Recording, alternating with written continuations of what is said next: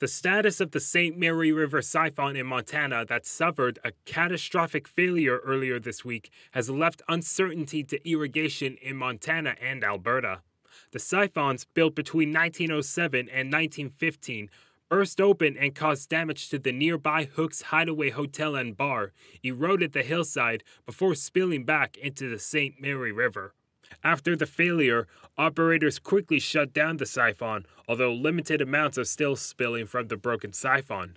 The siphon initially would direct water from the St. Mary River over to the Milk River, where it leads throughout southern Alberta before coming back down to the States. According to the U.S. Bureau of Reclamation, there are still ways the state can manage irrigation for the 120,000 acres of farmland that may have been impacted. For the near term, irrigation will continue on the U.S. side with storage in Fresno and Nelson reservoirs until about the end of July. Then they will be off for the year. We'll have sufficient carryover and storage to supply water to the municipalities moving forward from there.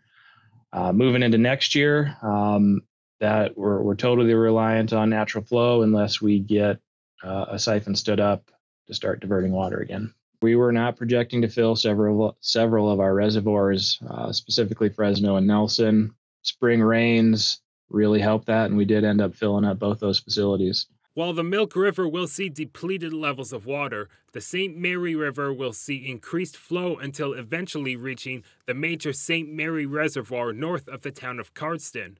Some would argue that since more water would remain in the province instead of continuing back down into the States, it is seen as a silver lining for farms in southern Alberta.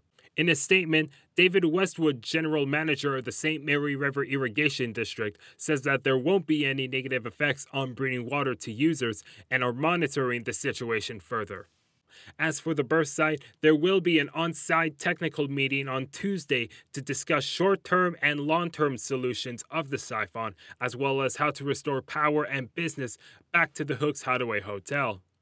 For Bridge City News, I'm Landon Hickok.